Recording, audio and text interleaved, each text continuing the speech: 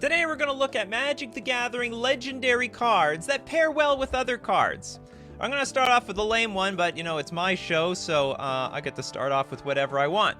This was formerly my commander, Thas, the God of the Sea. For a blue 2 generic, it was a 5/5 indestructible legendary enchantment creature. But there's a catch. It's not a creature so long as you have if your devotion is less than 5. But it does all sorts of other stuff. You at the beginning of your upkeep, you can scry 1, and for 2 mana, you can make a creature you control can't be blocked this turn. So my absolute favorite card to pair with this thing was Mind Over Matter. For the one reason that has blue 2 generic in the casting cost. Because there's not a lot of cards, there's not a lot of reasonable cards with that much blue in the casting cost. It's an enchantment. Choose and discard a card, tap or untap, target artifact, creature, or land. It has a lot of utility outside of turning my Thassa into an indestructible 5/5 creature. But that's how I paired it up. Alright, so let's start off with JML with Saheeli and Felidar Guardian. Saheeli Rai specifically. Okay, the Saheeli Rai, red, blue, 1 generic, 3 loyalty Saheeli. +1, deals 1 damage to each opponent and you get to scry 1. But the kicker is the -2. Create a token that's a copy of target artifact or creature you control, except it's an artifact. In addition to its other types, the token gains haste, exile at the beginning of the next end step, and we are copying the Felidar Guardian. Fortunately for the rest of everyone, you can't play Saheeli as a commander.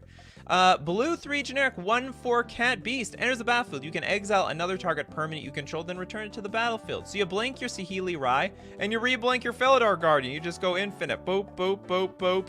You boop, they boop each other to eternity. And then all of a sudden you have a lot of cats. The crazy cat lady kills you. Unfortunately, I do not have any cat sound effect for all of us. Well, Ren and Siri, that is just one card. You gotta give me 2 cards, people. Come on, this is like, it's almost like a virtual combo show, except and it doesn't have to be an actual it can be synergy. Synergy, people. Instructions unclear. I ate my cards. Oh, well, that is too bad. All right, Brothers Yamazaki, literal friends. Okay, Brothers Yamazaki and Brothers Yamazaki. Do they count? I guess they do. It's a red 2 generic 2/1. If there are exactly 2 permanents named Brothers Yamazaki in play, the legend rule doesn't apply. So I guess you can clone the damn thing. It's got Bushido 1, and each other creature named Brothers Yamazaki gets +2/+2 and has haste. It works! That does count in some weird way. Okay, Chows. We got Hilda of the Icy Crown and Court Street Denizen. Court Street. Okay, Hilda of the Icy Crown is the Ice Queen. Oh, I'm sorry. It's a Warlock. Human for a blue-white 2 generic 3/4 creature. Whenever you tap an untapped creature an opponent controls, you can pay 1. When you do, choose 1. You get a 4/4 white and blue elemental, or you get a +1/+1 counter on each creature you control, or you get to scry 2 and draw a card. I like scrying 2 and draw. So whenever I tap an untapped creature an opponent controls, so I gotta tap your opponent's creatures. How are we gonna do that? The Court Street Denizen, a white 2 generic 2/2. Whenever another white creature enters the battlefield under your control, tap target creature an opponent controls. And that is, you get that delicious card draw. That is some cash money right there. Boulder with the huge super chat. Vito! Of course, your favorite card. Vito, Thorn of Dusk Rose, and Sanguine Bond. Goes together like peanut butter and jelly. Happy Thursday, Jonathan, and the coffee crew. Welcome. Oh, was it Exquisite Blood? Hold on, what is Sanguine Bond again? So whenever you gain life, target opponent loses that much life. You can also creatures you control get lifelink until end of turn. Isn't that the same one? When you gain, yeah, these two are basically the same thing. They're brothers. Yeah, you wanted Exquisite Blood. Is it Exquisite Blood? Yeah, Exquisite Blood. With the point being, whenever an opponent loses life, you gain that much life. And then when they lose that life, you gain the life. If you gain the life, they lose life. If they lose the life, you gain that much life. Before you know it, they can't lose any life because they're dead already. They are dead. That's the combo. Okay, Callan Teres with Torbran, Thrain Thane of the Red Fell is best friend with Sulfuric Vortex. Oh my goodness. Hold on. Okay, Sulfuric Vortex, 3-mana enchantment. At the beginning of each player's upkeep, deals 2 damage to that player. If a player would gain life, no, screw it. You aren't not going to gain any life around here. So you're trapped basically in a corner because Torbrand is a 4-mana 2/4. If a red source you control would deal damage to an opponent or permanent opponent controls, it deals that much damage plus 2 instead. So Torbrand plus Sulfuric Vortex means you take 4. You take 4 every upkeep and you can't gain life. Count your days. You're ready. Divide your life total by 4, and that's how much time you have left. All right, next up we've got Jacob Thune with Rosie Cotton of South Lane and Scurry Oak. Scurry! Is it Scurry Oak? I know you're talking. What is this card? Something Oak. I don't think there's a lot of Oak cards out there. Okay, I am mistaken. There's Scurry. There's a lot of. How do we spell Scurry? This is not it, or is it? Scurry. Okay, I'm just an idiot. Sorry about that, Jacob. I'm a moron. Okay, we have a green 2 generic 1/2 tree folk with Evolve. Whenever 1 or more counters are put on the Scurry Oak, you may create a 1/1 green squirrel creature token. Now the deal is, Evolve is if a creature enters the battlefield and it has like greater power toughness than the evolved creature, then you put a counter on it. We're probably not doing that, now are we? Rosie Cotton of South Lane, a white 2 generic 1/1 halfling peasant. Enter the battlefield, create a food token. Put that in your belly. Whenever you create a token, however, put a +1/+1 counter on target creature you control other than Rosie. So you get the token, you get the 1/1 token, you get the token, it says you put a counter on something. Put on the Scurry Oak, and the Scurry Oak says you get a counter, which you get a token, which will put a counter on the oak, which will get a token. You just do this for eternity. That's a very, very good friends between the two of them. Next super chat, we got Rated Lex. Rated Lex loves this show. Giora of the Gitu. Giora of the Gitu. Blightsteel Colossus, what the hell? What happened? How did things spiral out of control? All right, Blightsteel Colossus, 11/11 infect, trampler, and everything. How does this work with Giora? So this is a 3-mana 2/2 with Human Wizard. Pay 2, exile a non-land card from your hand. Put 4 time counters on the exiled card. If it doesn't have suspend, it gains suspend. All right, so we're gonna suspend the Blightsteel Colossus. We just have to wait 4 turns, and you dead. If nothing screams, I'm the threat at on the battlefield or at the table, then suspending a Blightsteel Colossus with Giora, you'll be dead instantly. That's fine. Jacob asks, Scurry Oak has Evolve? I didn't even read that text. I don't blame you. There's a lot of strong cards out there with extra text that nobody uses. Like the fact that like Street Wraith is a 3/4 creature. Okay, next up we have... Did we get... Toes wants a squirrel-related show soon. Dark Depths and Thespian Stage. That's true. Dark Depths. Is this Commander, like, playable? I always wonder. This is, like, competitive playable. Then Thespian Stage. So talking about cards with extra text that nobody knows about. Nobody knows you can pay 3 to remove an ice counter from Dark Depths. It comes into play with 10 ice counters on it. I swear, the times I'm up against a lands player, they got 10 lands and they don't have their Thespian Stage out, but they could remove a counter at end of turn. Like, it's an activated ability. You can activate this at any time, and they don't do it. It's happened a million times. When Dark Depths has no ice counters on it, sacrifice it. If you do, create a Merit Lage, a legendary 2020 black avatar creature token with flying and indestructible. But you're not going to remove them ice counters, you're just going to copy it with Thespian Stage. You see, Thespian Stage enter the battlefield with 0 counters, and when it copies the Dark Depths, it's going to immediately become a copy of Dark Depths without any counters, and you immediately sacrifice it, and you get your 2020. That works. Exactly, yeah. Tommy said, wait, Street Wraith is a creature?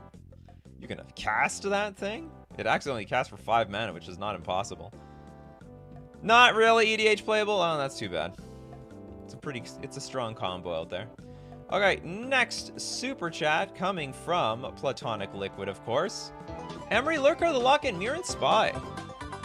My I'm interested to see what this is all about. Okay, so Emery is a blue 2 generic 1/2 Merfolk wizard, sort of a traitor of the Merfolk fam, but costs 1 less to cast for each artifact you control. Enters the battlefield, you mill 4 cards and you can tap it, choose an artifact card from your graveyard. You can cast it that turn. What are we doing with Mirren Spy? It's a blue 2 generic 1/3 flying drone. Whenever you cast an artifact spell, you may untap target creature. So that combos big time with like Mishra's Bauble, right? Yeah, it does actually. So we have Mishra's Bauble. You have like infinite card draw. That's wild. Okay, Mishra's Bauble is a 0 mana. Well, you don't get it immediately, but you'll get it next turn. Mishra's Bauble says, look at the top card of target player's library. Draw a card at the beginning of the next turn's upkeep. So you bring that back with Emery. Sack. So you bring it back. Mirren Spy says you untap your Emery. You sack the Mishra's Bauble. Tap Emery. Get the Bauble back. Bauble comes back. Mirren Spy says, okay, you untap your Emery. You get like infinite card draw. I'm sure there's other things you can do with it, but it's actually a pretty cute interaction over there. Okay, next. What do we got here? Christopher B with Vorin Klex, Monstrous Raider, and Vraska's Betrayal Sting. Vraska's Betrayals. Betrayals.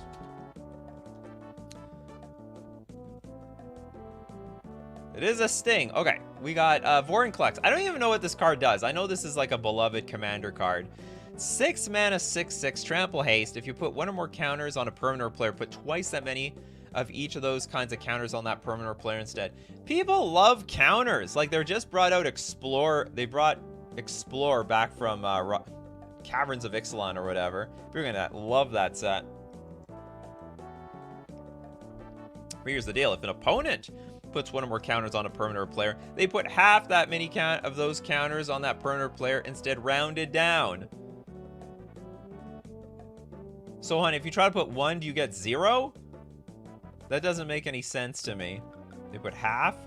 Because I don't know if you can round down 1. Like, I don't think you can round down a half. So if you have 3, you can round down to 2? Yeah, I think it rounds down to 2, but I don't know what happens at 1. Okay, moving on. Vraska. How do you call it? You draw a card and lose 1 life for 0. Oh, you proliferate. That is good. It doesn't even cost you anything. You just get that value. -2, target creature becomes a treasure. Not relevant. -9, if target player has fewer than 9 poison counters, they get a number of poison counters equal to the difference. Oh, God. So you just need 1 more. So it's basically -9, 0, it's over. 1 would become 0. How is 1 equals 0? When did that happen in math? I learned, like, if I'm at 0.5... Oh, but it says you round down instead of round up. Okay. 0.5 round down. You don't want maths. The rules of maths. Okay, we got Iris. Marith. Is that it? And Rosie Cotton. Make infinite tokens. Okay, we got white 2 generic. We got another Rosie. Wow, this card is broken. It's just it looks innocent enough, but it's a combo card. R&D is like, let's make some food synergy deck, and then everyone else is like, no, let's break this card and make infinite creatures. Okay, Marith is a Fornaya. It's a 0/0 elemental beast. Oh, it's like a legendary comboing with a legendary. Enters the battlefield with a +1/+1 counter on it equal to the amount of mana spent to cast it. Pay X, remove X +1/+1 counters from Marith. Choose 1. Put a counter on target creature. Or Marith deals X damage to target creature or player. Put an XX green. Or put an XX green elemental. How does this combo? Because this is 0. Hold on. If you pay... Whenever you create a token, put a +1/+1 counter on a creature you control. I actually have no idea how this combos. Marith was errated. It doesn't work anymore. Oh. That's very unfortunate. What was the original printing? I can't even see I can't even see the OG. Oh, was X can't be 0? Oh, I see. Put X. Apparently you could put X. I have no idea. Put it back on Marith. Okay, so hold on. This card says... Hold on, we need Rosie. We need Rosie back on here. Okay, enters battlefield. Whenever you create a token, put a +1/+1 counter on... Oh, I see. So it's not really infinite because you need infinite mana, but you put the counter on here, then you'll pay a mana to remove the counter, and then you get... Like, it does... That is a combo. You know, it's got synergy, okay? It's got synergy. We don't get infinite creatures immediately, but we're going to have a lot of creatures based on how much mana we have, and it absolutely does work. We're thinking too hard.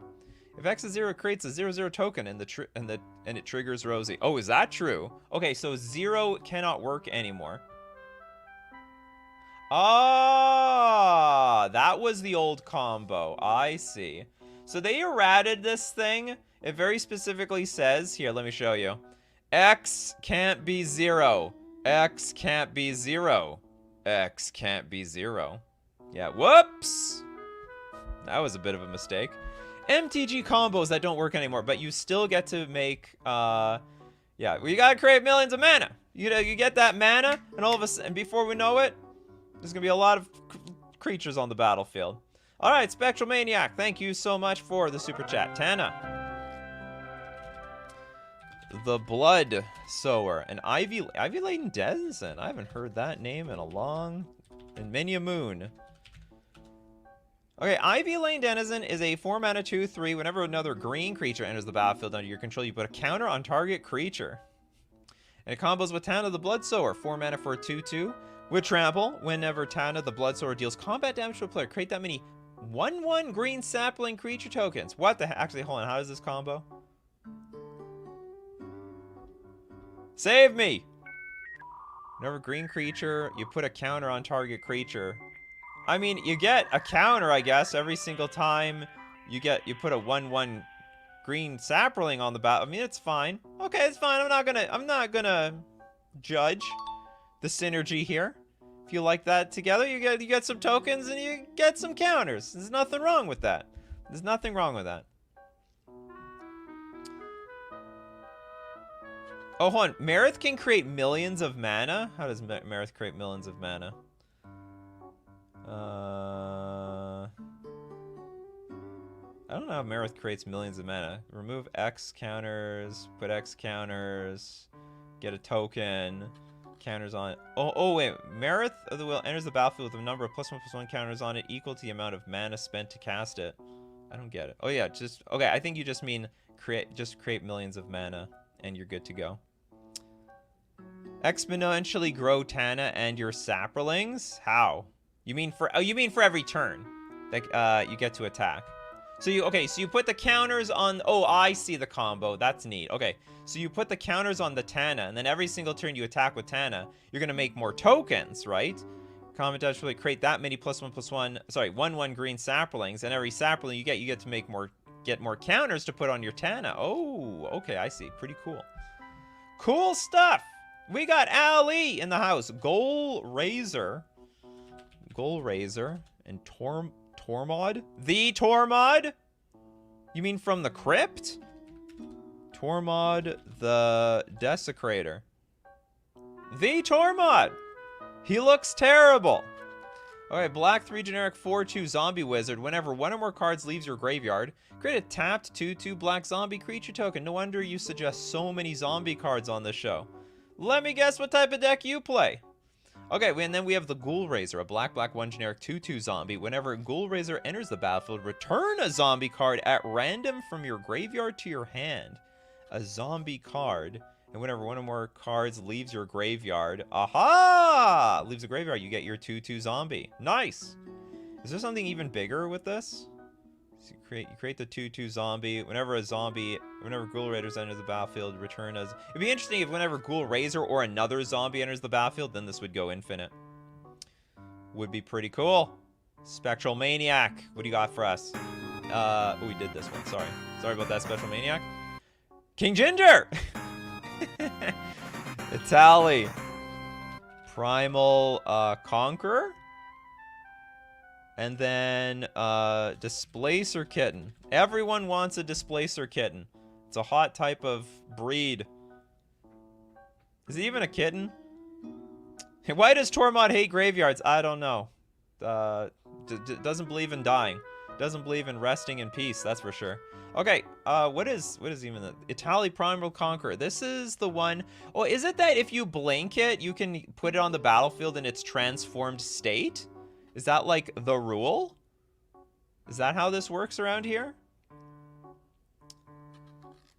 Because that's the only... Because I know with Displacer Kid, whenever you cast a non-creature spell, you exile up to one target non-land permanent you control and return it to the battlefield under its owner's control. I'm just wondering if you can, like, cheat the other side of this instantly. Which means you have now a trample indestructible creature, and whenever it deals damage to a player, they get that many poison counters. That's a funny way of calling Infect, you know? Without scaring the table. Does it have Infect? No. But whenever it deals combat damage to a player, they get that many poison counters. Reminds me of Infect. You can cast everyone's deck for free. Oh my goodness. How does that work? Okay, let's look at the front side of this thing. Enters the battlefield. Each player exiles cards from the top of their library until they exile a non-land card. You may cast any number of spells from among the non-land cards exiled this way without paying their mana cost. Oh my god! That's crazy. That is, I mean, it's expensive, but when you pull it off, yeah, okay, then you cast the card.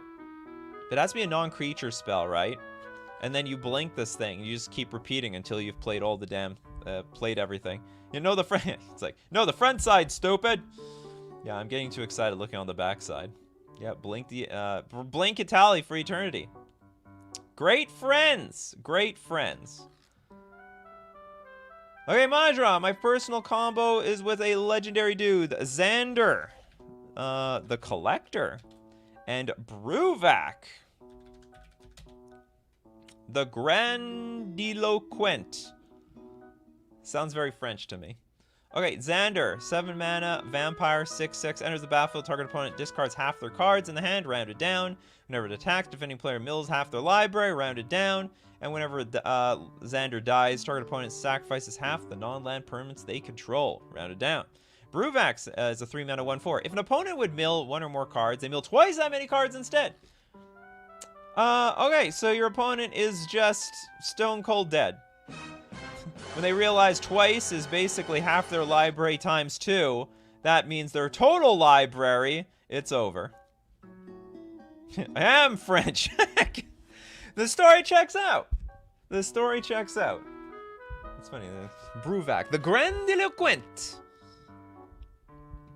Okay, next super chat we got coming from the Blue Bomber. Paco Arcane Retriever. And Holden Avid Arcanist, actual best friends. All right. Oh, and they are partners. They got that little bit of a combo thing going on together. Halden Avid Arcanist is a 3 mana 1/4 human wizard. You may play non-creature cards from exile with fetch counters on them. If you exile them, you may spend mana as though it were mana of any color to cast them. Play non-creature cards from exile with fetch counters on them. All right, so Paco's probably going to make some fetch counters. It's a dog. It's a doggo. It's a very strange doggo. Radioactive doggo. Haste. Whenever Paco Arcane Retriever attacks, exile the top card of each player's library and put a fetch counter on them. Put a +1/+1 counter on Paco for each non-creature card exiled this way. So fetch goes get some stuff, and then with what the dog fetches, you get to cast it. That's some good synergy right there. Lord Trevor. Jadzi has a reverse that combos with Cauldron. Which Cauldron? Oh god, come on. Then you can play all the lands you return for infinite landfall triggers. You gotta be more specific here. There's gotta be more than one Cauldron in this game. You mean this one? This is the hot Cauldron these days. Does it? Discard a card, return Yaji. And what side of Yaji has a reverse that combos? Whenever you cast or copy an instant or sorcery, reveal the top card of your library. If it's an online card, you may cast it by paying 1 rather than paying the mana cost. If it's a land, put it onto the battlefield. I have no idea how this works with this card. Oh, Stormcaller. We gotta be more specific around here. You said Cauldron. Okay, let's look at Storm Cauldron then. Yeah, I love it. People just throw out this random, just one-word cards when really there's a million things. Okay, Storm Cauldron. 5-mana artifact. Each player may play an additional land during each of their turns. Whenever a land is tapped for mana, return it to its owner's hand. Oh, God. Okay, and then this says, whenever you cast or copy an instant or sorcery spell, reveal the top card of your library. If it's an on-land card, you may cast it by paying 1. Rather than paying its mana cost. If it's a land, put it onto the battlefield. How is this combo? Or what's the synergy here? Each player may play an additional land. Whenever a land is tapped for mana, return it. Oh, the backside? Gotta go the backside. Wow, this... We were very unspecific about how any of this works. Sorcery. You can put any number of land cards from your hand onto the battlefield. Then, if you control 8 or more land cards, you may discard a card. If you do, return a Journey of the Oracle to its owner's hand. You put any number of land cards from your hand onto the battlefield. Each player may play an additional land on each of their turns. Whenever a land is tapped for mana, return it to their owner's hand. You put any number of land cards from your hand onto the battlefield. I really don't get it. I don't get it. Because it doesn't say you may put in any number of land cards from your hand onto the battlefield until end of turn. Then if you control 8 or more, it just like you gotta dump your hand immediately, as far as I'm concerned. If there's some synergy here, okay, congratulations. It's a very interesting card pair. But I guess this is one of those kind of cards, you know, you gotta be there, you gotta see it to believe it. Chows! Is this a real card? Zender's Spilt. Okay. Such a card actually exists. And, Okon, Eye of Chaos. Hey, too many cards here. Okay, and then Krark's Thumb is the, flip coins twice. Eye of Wisdom! Partner with the other card. Yes, partner is basically built-in friendly cards. At the beginning of combat on your turn, flip a coin until you lose a flip. Whenever a player wins a coin flip, draw a card. Ooh, a player! Doesn't even need to be you. You just flip a coin until you lose a flip. What the hell? So basically, you draw an extra card every single turn. Flip a coin until you lose a flip. I just like flipping coins for no reason. That's all. I just like flipping coins for absolutely no reason. Okay, the Eye of Chaos. At the beginning of your combat on your turn, flip a coin until you lose a flip. Again, flipping coins just for fun. Whenever a player wins a coin flip, double Okon's power and toughness until end of turn. That's great. And then Krark's Thumb is... If you flip a coin, flip 2. If you would flip a coin, instead flip 2 coins and ignore 1. Oh my god! Like, what is the odds of you, like, you have to basically, to lose a flip, you now need to, and then you keep flipping coins till you lose. So basically you keep flipping coins until 1 out of 4 times you're gonna lose. Because you need to hit 2, you need to fail twice. Unbelievable. It's gonna be a lot of cards being drawn. I think just Krark's Thumb combos with both of these cards, especially the Eye of Wisdom. The Eye of Wisdom. Yo, little Ted. 1996 World Champion. Not enough people proxy that card. Do you play with this thing? And then Sneak Attack? What does this even do? Okay, 5 mana. It's Woober. Cannot be the target of spells or effects. They didn't even errata this thing. World Champion has power and toughness equal to the life total of target opponent. Okay, that's pretty good.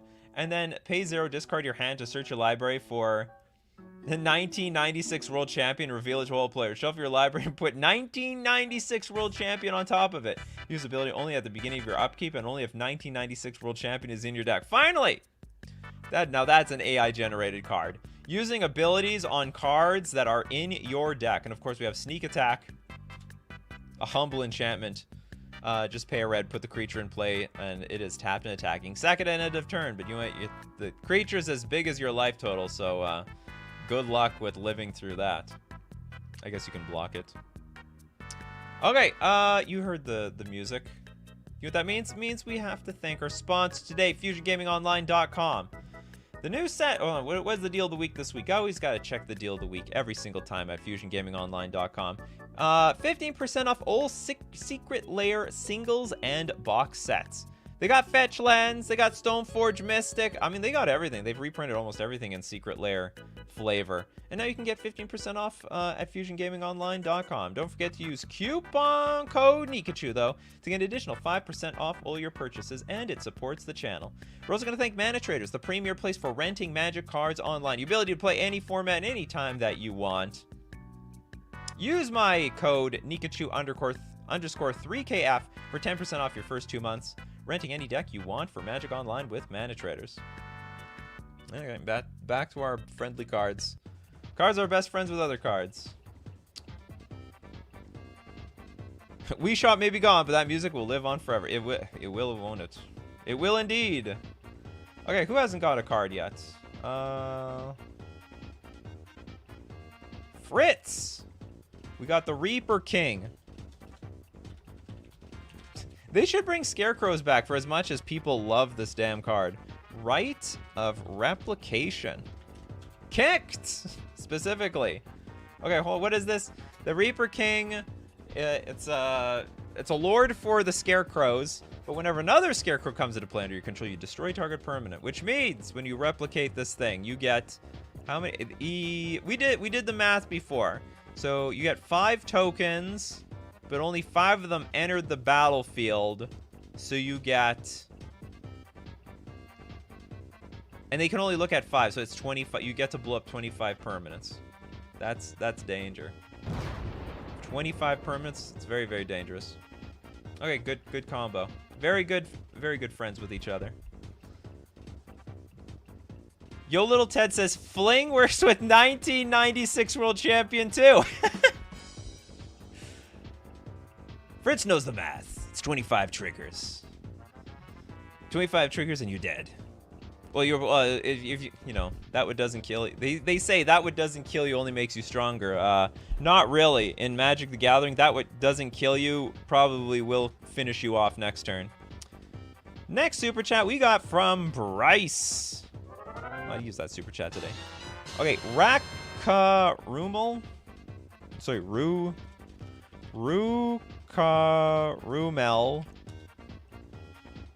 These cards, you can't pronounce them anymore. Turn Timber Ranger. The Ranger, a 5-mana 2/2. When it enters the battlefield, or another ally enters the battlefield, you get a 2/2 Wolfie. And then if you do, put a +1/+1 counter on your Ranger. And then the Biologist is Wooburg for a 3/3 as Rumel Biologist enters the battlefield. Choose a creature type. Slivers? No wonder the AI keeps talking about slivers. Okay, slivers you control and non-token creatures you control are the chosen type in addition to their other types. I guess you're going to name Wolf. The same is true for a creature spell you control and a green and creature cards you own that aren't on the battlefield. Pay 3, tap, create a 1/1, call a Sliver creature token. That is also going to be a Wolf. So how's that combo? Oh no, you name Ally! You name Ally, I guess. You may put the 2/2 green Wolf creature token onto the battlefield if you do. Okay, so you name Ally. So you have infinite I don't know, but infinite allies. But you're going to have allies to combo with this thing? This doesn't work as the wolves are tokens. I think the idea is you name Ally. Then your slivers are allies. You tap, you make a sliver, which is also an ally. And then it will trigger this damn thing. You get a wolf. I think that's how this works. Samurott! Mayor Zill. The Pretender. And Minion of Leshrac?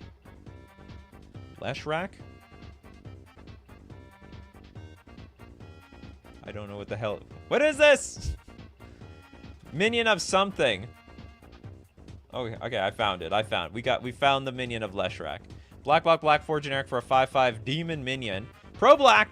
At the beginning of your upkeep, Minion of Leshrac deals 5 damage to you unless you sacrifice a creature other than Minion of Leshrac. If Minion of Leshrac deals damage to you this way, tap it. Oh god, that doesn't sound good. Okay, tap, destroy target creature or land. So you do get to activate it. You get to blow up lands with this thing? What is that? That's crazy. That's wild. Land destruction every single turn. Okay, so what's the combo with Marzel? When it enters the battlefield, you may exile an artifact or creature card from your hand or graveyard and put a cage counter on it. Marzel the Pretender has all activated abilities of all cards you own in exile and with cage counters on them. You may activate each of those abilities only once each turn. Holy moly! So basically, Marzel is a Stone Rain every single turn. That is just completely wild. Yeah, land destruction, go boom. Yeah, it doesn't have the downside when caged as well. It doesn't have the downside. Don't have to shoot yourself in the face for who knows how much damage. Okay, who did not get anything yet? Chris. I don't think Chris got... Yeah, that's what you called a messed up game. That is true. Okay, let's get Barbara.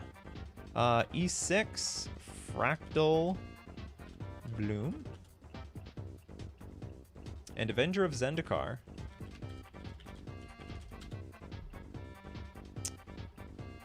I thought this card was banned. You know, I was thinking of some other card, some sort of big card in Commander. Okay, it's a 5/5 for 7. Enters the battlefield, you get a 0/1 green plant for each land you control. Landfall, put a counter on on all your plants. And then Fractal Bloom is a 6-mana 4/4 Fractal Flyer. If the first time you would create one or more tokens during each of your turns, you may instead choose a creature other than E6 Fractal Bloom and create that many tokens that are copies of that creature. So for each plant, hold on, you may... Okay, so what you're saying is, for all those plants, it's basically something else. And then if you blink the Avenger of Zendikar, you just get like a million creatures equal to the number of lands you control. That is an absolutely wild synergy we got over there.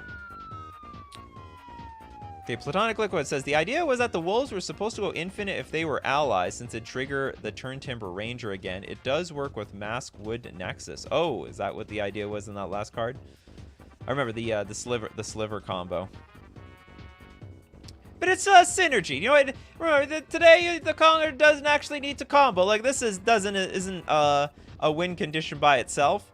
It's just really good synergy. That's all it is. Good classic synergy. Spectral Maniac. Ayara.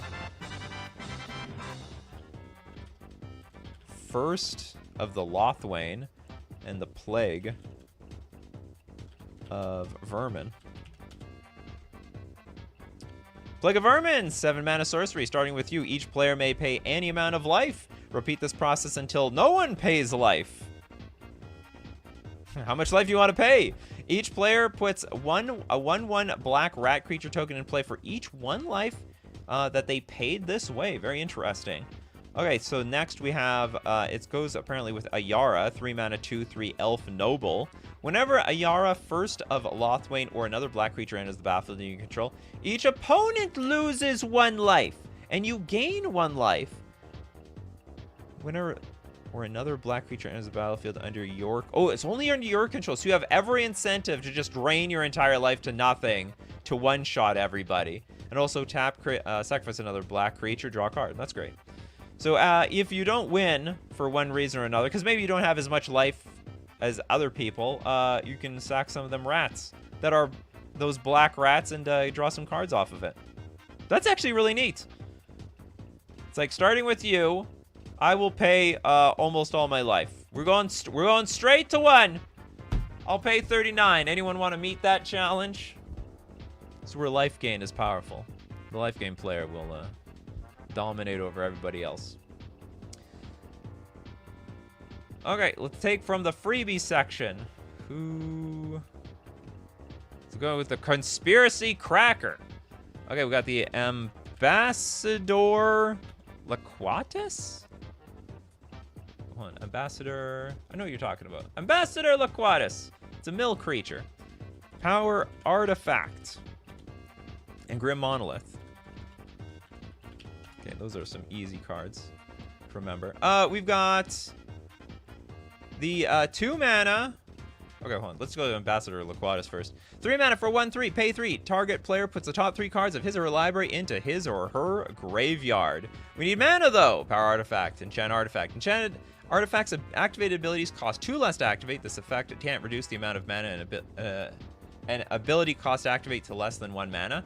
Then we have Grim Monolith. So does this create infinite mana? I believe it does, because Grim Monolith, you can tap it, add 3 mana to your mana pool. But you have to pay 4 to untap it. But with Power Artifact, it only costs 2. So you tap, add 3, untap it for 2, netting 1, and then you just keep going on for eternity. And at that point, you can mill your opponent's entire libraries into their graveyard. Toad loves mill.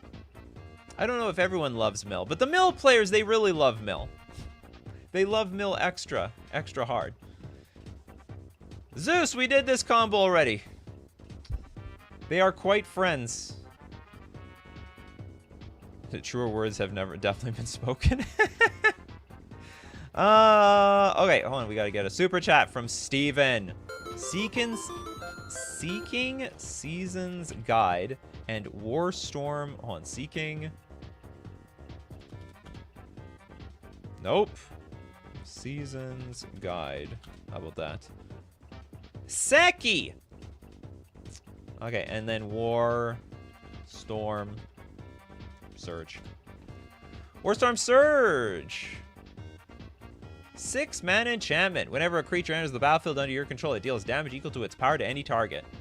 Oh, this is just like a classic card. This is like Pandemonium. And then Seki will kill everybody, right? So it comes into play with 8 counters on it. And then if damage would be dealt to Seki, prevent that damage, remove that many counters from Seki, and then put that many 1/1 color spirit creature tokens into play. And those counters that come into play, you can have it then deal damage to the Seki, and then you can sacrifice 8 spirits to return Seki from your graveyard to the battlefield. So you deal that much damage to Seki, you have all the counters, and then Seki comes into play, and it will deal that much damage to... Actually, do we have a kill here? Or does it's just infinite ETBs? I don't know if it actually deals... Does it kill the opponent? So Seki enters the battlefield. You can deal that much damage to the Seki. You get the 8 creatures, but the 8 creatures... Oh yeah, then sorry. Seki enters the battlefield. You deal that much damage to Seki. You get the 8 creatures, deal damage to your opponents, sack the creatures to get Seki back. Yeah, it's infinite damage. That is a sweet combo. We got Clegg with Chatterfang representing the Squirrel fam. And Pitiless Plunderer. The Plunderer, this is the most expensive uncommon in the face of the earth. It's 4 mana 1/4. Whenever another creature you control dies, create a colorless treasure artifact token with tap. Whatever, you get a treasure.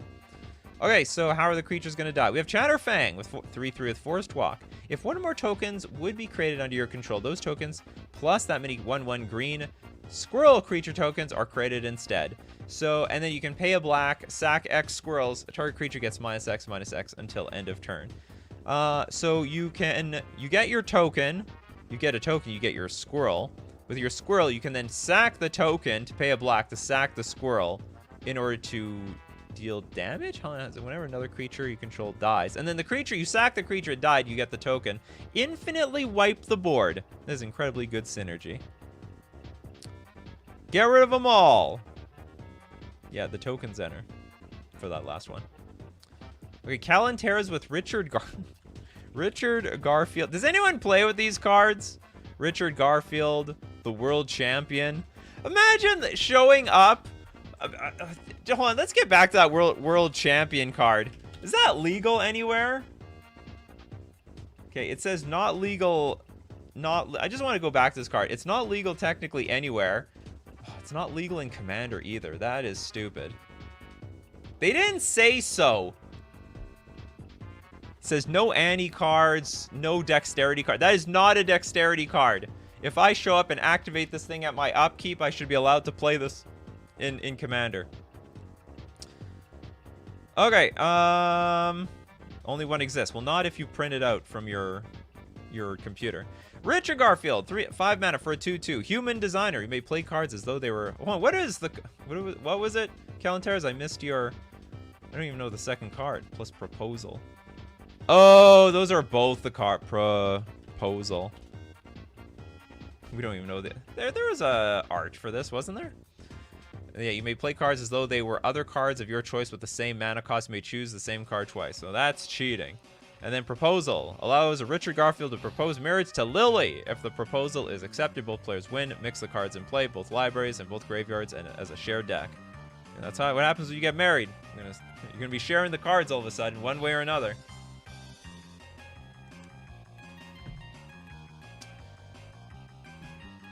Chris says, "Can we go back to the day when I was played to where you could channel Fireball some and not give them a turn?" Well, can't go back to those days. Black Lotus isn't very legal anymore. Spike Tournament Grinder in the 1996 World Champ. All of a sudden, this is a World Champion show. Yeah, don't let the AI find out. And then all of a sudden, it's going to create all sorts of activated abilities that you're upkeep and just draw the card from your deck and put it into play. Okay, Termis, Kumena. Tyrant of Erezka with Marrow Commerce. I think there's a better... I think Intruder Alarm works better than this. So, Kumena, whatever. You want to play that card, you can do that. So, Marrow Commerce is at the end of turn, untap all Merfolk you control. But Kumena is like, tap 3 untap Merfolk you control, draw a card. Or you can tap 5 untap Merfolk you control and put a counter on each Merfolk you control. Oh, I'm thinking of something else. I thought Kumena actually could tap and crit a Merfolk or something like that, so I'm wrong. Okay, so this actually works out. Marrow Commerce. You get your Kumena. With your drawing cards, you get +1/+1 counters. If you're attacking, it doesn't matter. Marrow Commerce at end of turn, you're going to untap everything. It is a great art. Too bad this card wasn't more playable. Of course, it's always Commander playable. Lord Trevor. With the, well, looky here, Mr. Folgers. My legendary duo consists of Yadzi. Did you get sniped or did you snipe yourself? I think you sniped yourself. Or I can't remember who we did this. Anyway, we did the Yadzi. These two were made for each other. But how does it work? Can we get like an explanation here? Storm Cauldron. I still don't know how this works. Anybody? It was a self-snipe? That was the 3rd self-snipe in history. It's really weird. It's like people try to get in for free, and then I get it. But there was like some lag maybe on the show, so they donated. And then, well, anyway, we got it anyway. Anyway, if anyone knows like the synergy between these two cards, you let me know in the comment section, because I have not a damn clue. Okay, so we're gonna donate your super chat to... Who didn't get one yet? I think almost everyone got one. 3-mana Teferi and Possibility Storm. This is terrible. That's funny. So 3-mana Teferi. No one knows the actual name. Possibility Storm. This is just gonna mess everything up, right? Alright, Teferi says, no, everyone plays at sorcery speed. But Possibility Storm says, whenever a player casts a spell from their hand, you gotta exile it, then exile cards on the top of their library until they exile a card that shares a card type with it. That player may cast that card without paying its mana cost. But that problem is, at the moment you're casting this card, it's no longer being played at sorcery speed. It's actually being played at instant speed, which is awkward, which also Teferi says, not on my watch, you can do that. So yeah, this is just a hard lock on all your opponents. Yeah, let's slow things down. Completely down. To the point no one's even doing anything. Okay, Platonic Liquid gonna save the day here. How does this work? Okay, you tap lands for mana. The Cauldron bounces them. You play the Search for Oracle, which is the other side of this thing. Dump the lands back on. Bounce Search. You bounce... What the hell is Search? Oh, Search for the Oracle? There is no Search. Dump the lands back on, bounce the Search. Oh, you mean Journey to the Oracle. Sorry, not the Search. Journey to the Oracle. Krenko Mob Boss. Krenko plus Bass. I'm sure it's Krenko Mob Boss. And Bass Soul Nourisher from Alley. Okay, Bass is a white-green, 1 generic, 1/1 human citizen. Whenever one or more creatures with a base power and toughness 1/1 enter the battlefield, because that's all that Krenko makes. This is his job. 1/1 goblins. Put a +1/+1 counter on Best Soul Nourisher. So millions of counters are going on this Best. Whenever Best attacks, each other creature you control with base power and toughness 1/1 gets +X until end of turn, where X is the number of +1/+1 counters on Best. I can't imagine the amount of work you have to do. Like, most Gauntlet decks are like red, maybe a splash of black. You're gonna splash green and white for this card to activate your, to like make your Krenko go nuts. Hey, but some splashes are worth the splash. You're gonna go all in. Okay, let's get our super chat here from Pacers Fan Forever. Karn Silver Golem. Does that work? Karn Silver Golem. And Mycosynth Lattice. Mycosynth. I think you mean the other Karn. Let's see if this Karn works too. Okay, 5 mana 4/4. It becomes blocked. It gets -4/+4 until end of turn. Because Karn is tough. Karn's been working out, alright? I don't understand the whole getting blocked deals no damage thing, though.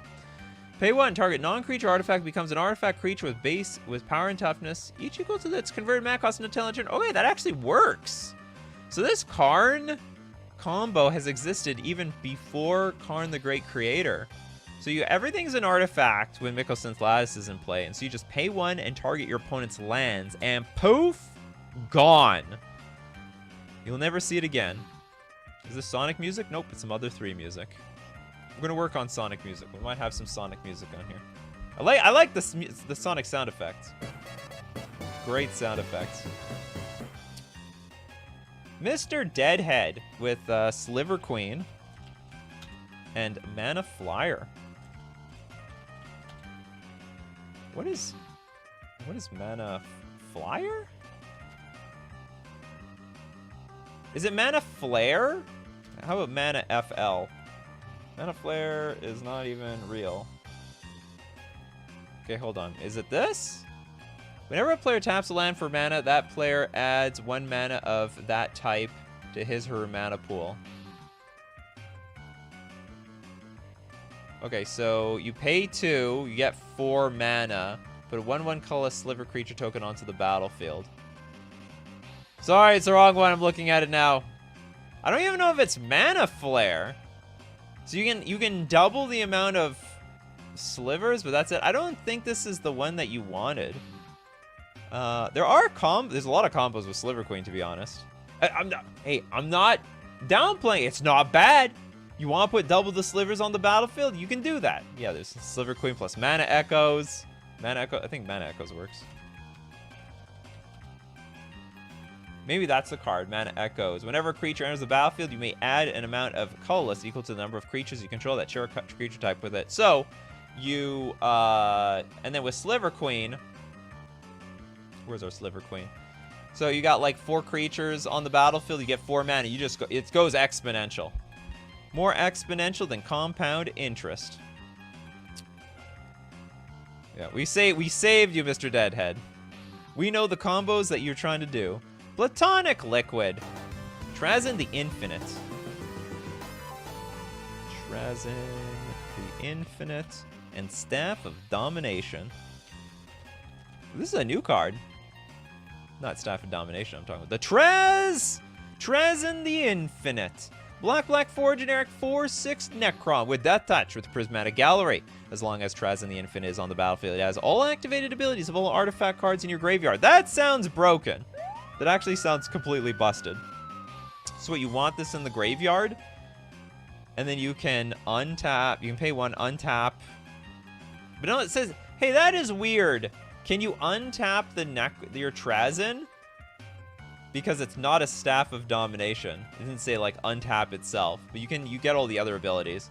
You can tap it to gain a life, untap with the creature, tap target creature, also pay 5, draw a card. How does this work? As long as Trazyn Infinite is on the battlefield, it has activated abilities of all artifact cards in your graveyard, which can include some mana as well. Just wondering, is there any way to break this card? So we can untap it, even though it says untap Staff of Domination.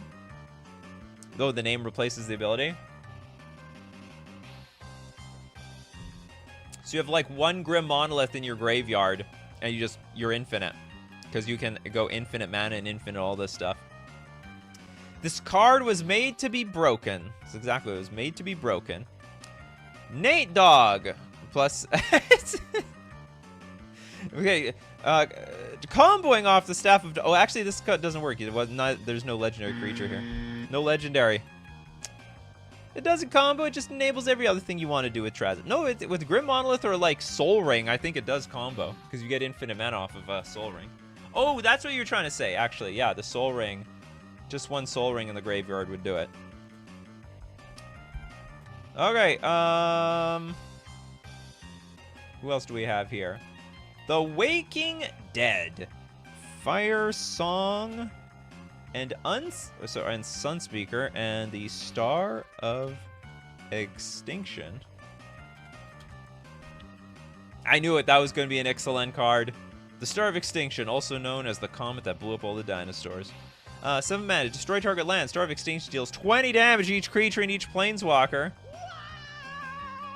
And it blows up 1 land, which is really funny. 6 mana for a 4/6. We have Fire Song and Sunspeaker. Red instant and sorcery spells you control have lifelink. Oh my god, that is a lot of life you're going to gain. Whenever a white instant or sorcery spell causes you to gain life, Fire Song and Sunspeaker deals 3 damage to a creature or player. So with Fire Song and Sunspeaker, what are you going to do? You're going to gain, like, not an infinite amount of life. You're going to gain a lot of life. 20 damage to each creature. That is a lot of damage, and therefore that is a lot of life. Yeah, not infinite, but pretty OP. Alright, we have Tavian Fink, Turgid. With either Liliana of the Veil or Living Death. Let's look at Living Death. Liliana of the Veil is boring. We all know what Liliana of the Veil is. Okay, Turgid, though, is a 5 mana 4/5 with the Menace. Whenever an opponent sacks a non-token permanent or discards a permanent card, you may put that card from a graveyard on the battlefield under your control. That is a great card with Liliana of the Veil. And then Living Death is each player exiles all cards from their graveyard, then sacrifices all creatures they control, and then puts all cards... Oh, it's basically Living End. You'll switcheroo! But everything you sack comes straight to me. Yeah, you sack it, I get it with Turgid. So also combos with Living End. I love it. Our, I don't know this language. I guess it's Russian? Some sort of Slavic, right? Our fellow Slavic citizen here with Rosie, Cotton, another... Oh, we did this one.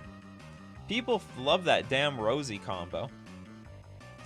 Okay, then let's go to a super chat. Let's go to Clegg. Clegg with, what do you got for us, Clegg? Chatterfang! Oh, we did that one. We did that one, Clegg. Sorry about that. So what we do is if it's a combo that we've already done, we donate it to the freebie section. We'll give it to Bokodi Kinnan. Bonder Prodigy. It just combos with a Basalt Monolith? Is that it? Basalt Monolith, 3 mana. Taps for 3 mana. Also pay 3 to untap it. So infinite combo right there.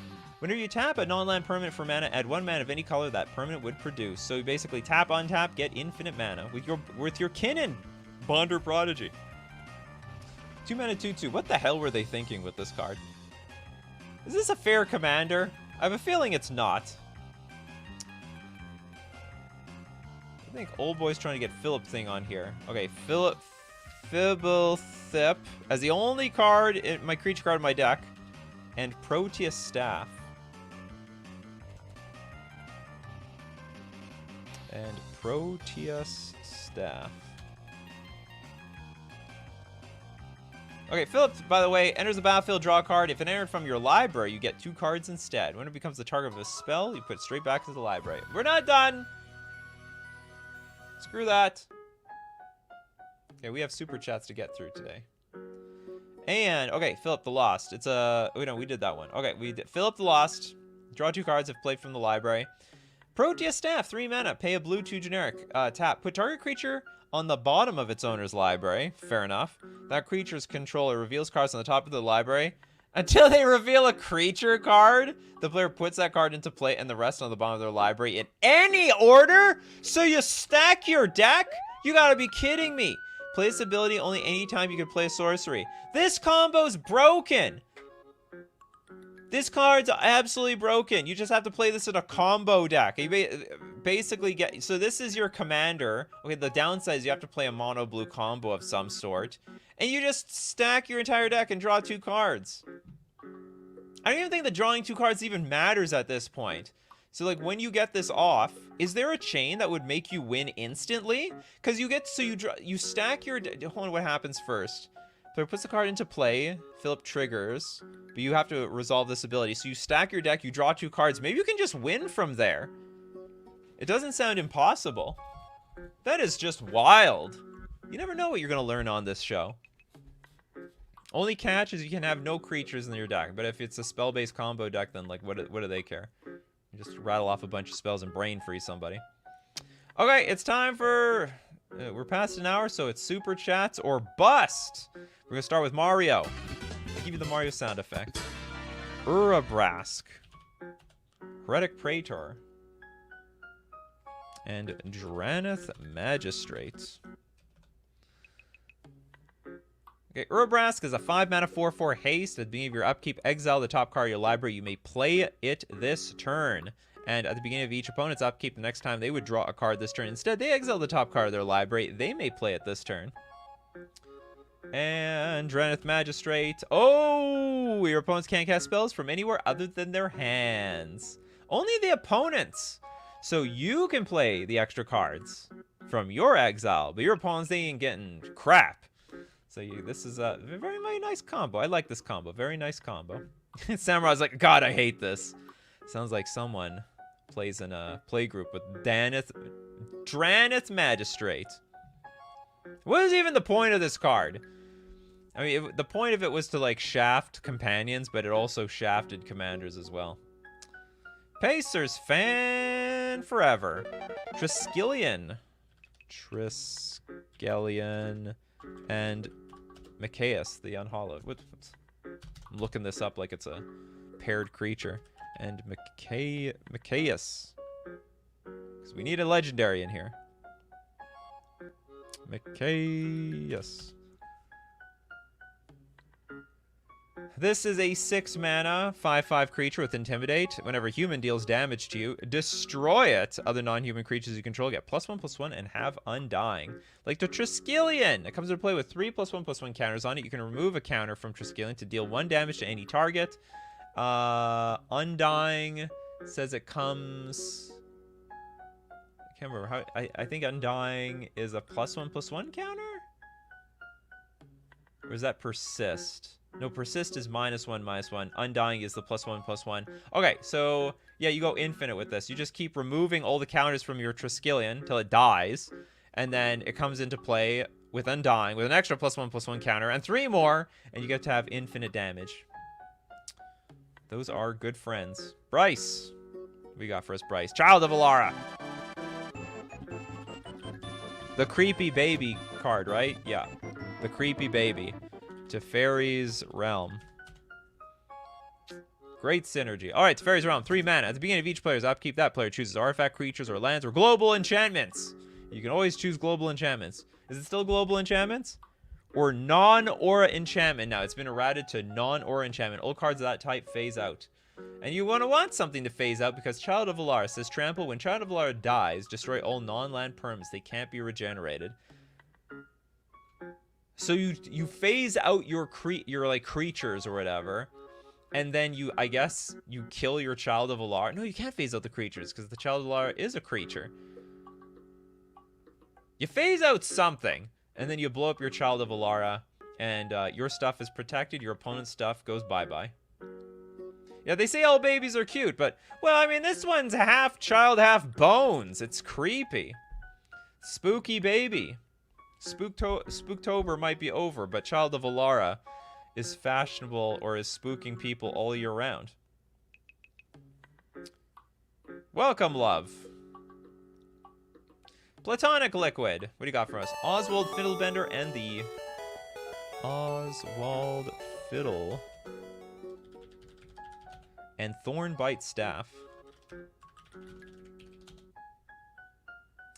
Now, Oswald Fiddlebender, I'll tell you this much. Read this card, because I didn't when I first played against it, and I got massively just destroyed. It's like, I was like, this card can't be that powerful. But it's a 2-mana 2/2 with Magical Tinkering. Pay a white, tap, sacrifice an artifact, search your library for an artifact card with mana value equal to 1 plus the sacked artifact's mana value and put it onto the battlefield, and then shuffle. It's basically Birthing Pod for artifacts. And we have Thornbite Staff. Equipped creature has pay 2, tap. This creature deals 1 damage to target creature or player, and whenever a creature is put into a graveyard from play, untap this creature. Whenever a shaman creature comes into play, you may attach Thornbite Staff to it. Not that we're playing with any shamans. Okay, so how does it work? I guess we equip to our Fiddlebender, and whenever a creature is put into a graveyard from play, untap this creature. So we can infinitely go through a chain of creatures, because we're going to continuously sack the creatures. We do need some mana. We do need a little bit of white mana, if I understand this correctly, because of this one. Or does it? If this creature deals 1 damage, pay 2, 1, and whenever we also have to activate this at least once. How does this work exactly? Like, I can see the potential, but it looks like there's a little bit of work to get online. Allie just throwing in there. I'm sorry, not all babies are cute. It's a true story. Except for whoever is the parent of Child of Valar. They must think that child is cute.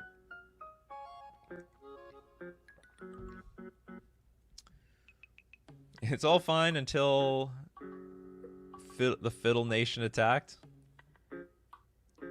Okay, I'm just gonna move on.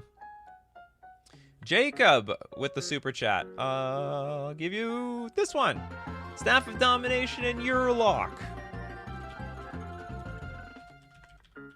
So we know what Staff of Domination does. We don't know what Urlock does. Urlock of Scorch Thrash. Scorch Thrash. Jund 1 generic for a 4/4 vigilance. A player losing unspent mana causes that player to lose that much life. Pay 1, tap. Each player adds a lot of mana.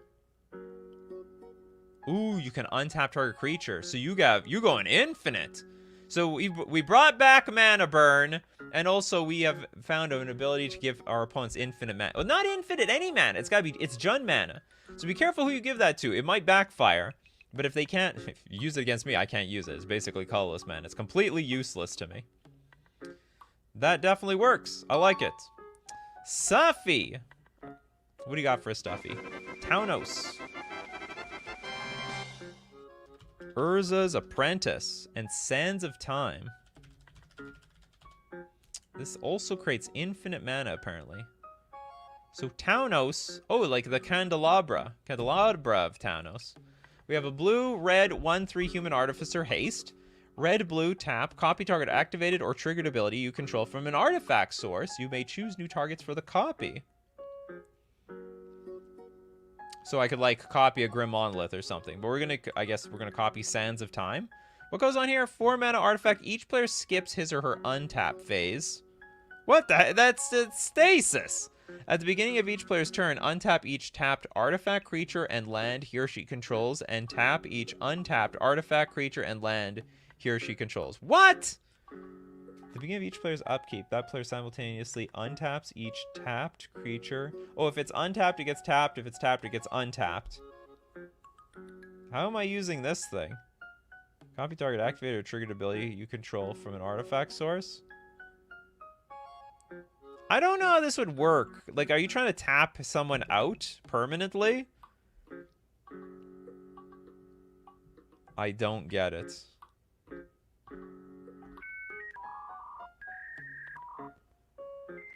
I guess what you can do... No, hold on. I don't know how doubling this matters. Or if this would even do anything. Each player skips their untap step. But at the beginning of each player's turn, we untap each tapped artifact, creature, and land. And tap each untapped artifact, creature, or land. Play this card, and I'm waiting for you in the parking lot. I don't know how it works. Okay, if everything is tapped, Sands of Time untaps everything, then you copy it and tap everything again. Yeah, but you need everything to be tapped. If it's like half and half, how does it matter? Oh, so if your opponent is tapped out, Okay. Okay, I get it. So if everyone is tapped out, you permanently tap them out. And then even if they're not, if they, let's say they're half and half, whatever they have untapped, if they tap that, then like they just slowly lose more resources. Ah, this is pretty interesting. Okay. That is quite the synergy we have there. You can tap everything in response to the Sands of Time trigger. But won't they get like... No, they won't get anything. No, I think that everything will untap, then there's a... So they have one window. Can't they just tap their lands? Yeah, you can tap everything in response to the... So you can tap everything in response to the second one. So like I untap everything, you create another trigger. I'll just tap all my mana then. And then I get to untap it. I can't tap the creatures though. So if the creatures are untapped, then they go tapped again. Iris is also like, if you play this card, I will find you outside after F and M. No, you get infinite mana for yourself? Is that how this works as well? So on top, you tap, float mana. This thing comes into play. But no, you don't get infinite mana because you only can trigger this thing once. Unless you can oh, wait a minute. You untap this thing. Wow, this card goes deeper and deeper. Okay, so we tap the Thanos, which means we're going to untap it, and we float a bunch of mana. I guess it does go infinite. You have infinite, but you have to use it at your upkeep. Because there's no other time to play this thing. If you have float a bunch of mana, it's just going to lose. You're just going to lose it at your main phase. At the beginning of each player's turn, which means at the beginning of each player's upkeep. So you have infinite mana at upkeep. What a wild card. Sands of Time. Platonic Liquid knows a lot of these interactions. You tap all your lands and tap Thanos to copy the trigger. The first trigger resolves. Untapping all your stuff. You tap all your stuff and Thanos again to copy the trigger. Yes, infinite. You get infinite mana at your upkeep, and I guess you can make it very difficult for your opponents to play their turn as well. This one combo requires its own show. How does this card work? What are all the interactions? What is everything we can do with this card? We don't have to go that deep though. Okay, moving on. Blue Bomber. False Cure. And Beacon of Immortality.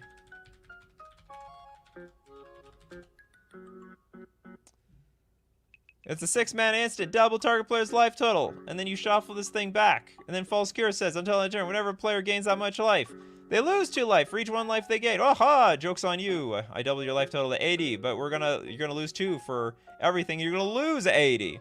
You lose, and then they die in 1 shot. Great combo. Pacers fan forever. Kiki Jiki. And Pestermite. The classic combo. You play this in Commander? Some people so desperate to play Splinter Twin will play it in Commander. Kiki Jiki Mirror Breaker. 5 mana, 2/2. Create a token that's has haste. Tap, create a token that's a copy of the creature, of a creature, non-legendary creature. It gains haste. You got a sack at the end of the turn, and then copy Pestermite. Because when it enters the battlefield, you untap. You may tap or untap target permanent. And you're going to untap your Kiki Jiki to recopy your Pestermite, to untap the Kiki Jiki to recopy the Pestermite, and kill your opponents for a bazillion damage. And it will work. And we have another one from Blue Bomber. Peregrine Drake. Peregrine Drake. And Deadeye Navigator. Hold on, is there a legendary creature in here? Deadeye. No legendaries! Disqualified. Wow. Sorry about that, Blue Bomber. That means we're going to donate your super chat to... Who are we going to give it to? Who are we going to give it to? Give it to Toads. Bruvac. And Tasha's Hideous Laughter. Is this going to work?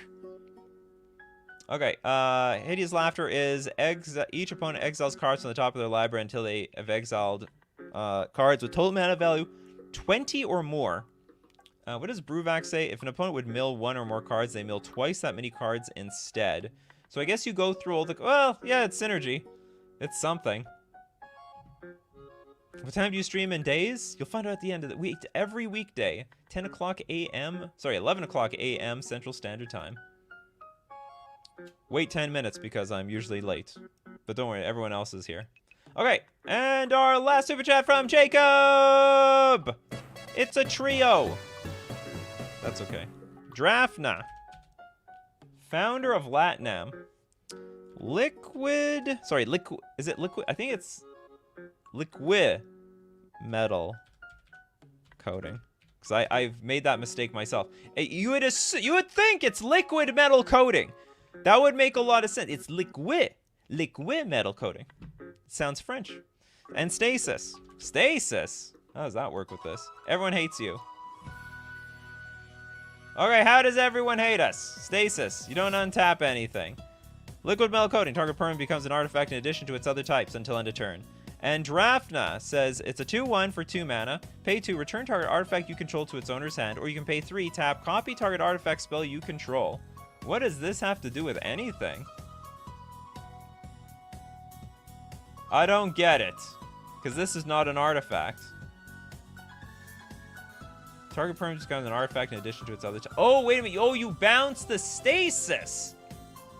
And then you return the stasis back to your hand. You get to untap. Your opponents don't. What a beautiful, beautiful combo. Okay, that's it for this is it for Coffee and MTG today.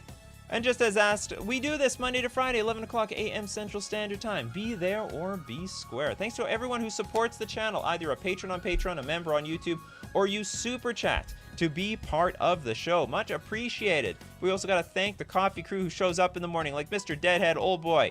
We got Toads, David, Christopher B, always a bigger fish, Ali, Majra, Platonic Liquid, David, Tavian Fink. We have Roundwave Crusher, Tom, Jacob, Balder. What's the show without Balder? Iris, Flaffle Waffle, and Samrat the Raccoon, because you guys are the show. And as usual, my coffee crew, keep brewing up them coffees, and we'll keep brewing up the magic. Take care of yourselves, and I will see you at the next cup.